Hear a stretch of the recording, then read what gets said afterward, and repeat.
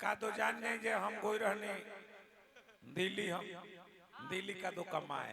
जूता फैक्ट्री में रुको जूता फैक्ट्री में काम करत रहने हिसाबे से हाँ वो ठीक बा ये लास्ट बा फगुआ हमारे चली अब लास्ट बा फगुआ बा मैं चली मिक्स रही और में कोनो का दिक्कत नहीं है कोई रहने दिल्ली कमाए तो हमारे बाबूजी कहले जे हमारा फैमिली के माने हमारा कुछ ना बुझाला ना अभी ताल रवे सब खाती होता आनंद खाती होता अब जान जाए जब भइल का इहो कोई रहले ससुरारी अपने नु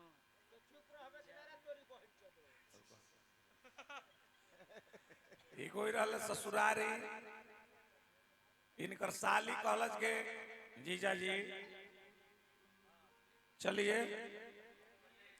कल जे तब खाना कंप्लीट हो गया हिंदी में बोल रहे कल जे खाना कंप्लीट हो गया तू साली पढ़ल लिखल ना कहलस की दाल बनौनी भात बनौनी दही बारा बनौले बनी अदौरी छनौरी मनौरी चोखा सब कुछ बनौले बनी कंप्लीट तो बनौले ही नहीं ना अब इनकर सलिया जाके इनका सास ले कहती है कि ए माई जीजा जी कंप्लीट मांगता है तो कहले कि बाप रे बाप पहिलवा पाहुन गाँव में रहे है तो कंप्लीट के नाम ना लेते रहे ना बाहरवा गोइले हैं तो उनकर मन बिगड़ गइल है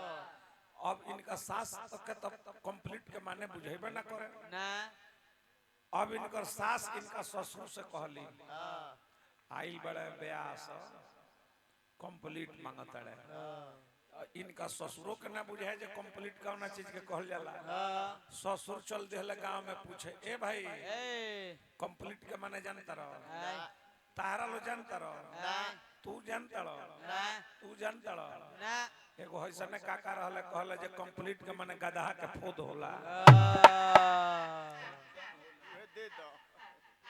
अब इनकर ससुर पड़ले फेरा में बाप रे ब्यास कही थे मुर्गा खाए के मछली खाए के मटन खाए के मंगा दी थी अभी गधा के एथी कहाँ से मिली अब लागल गधा खो जाए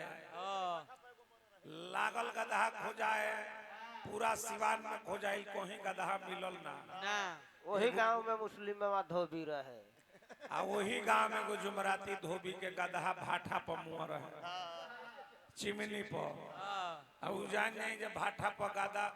आ उ मोटका गधा के काट के आई वो बूढ़ो हो गए और मोटका जान नहीं जे आई काट के ओकरा के पीस इनकर सास बनौली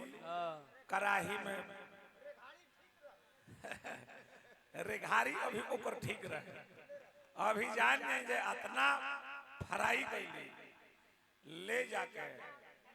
इनकर सास परोसली दाल खैता अच्छा लागित भात खैता अच्छा लागित मुर्गा खैता अच्छा लागित हमारा ना बुझाइल ए ब्यास हई कहिया लगा गधा के फोद खाए लगल एगो हम अम्बेडकर जी पे एगो गीत गाई खुद पर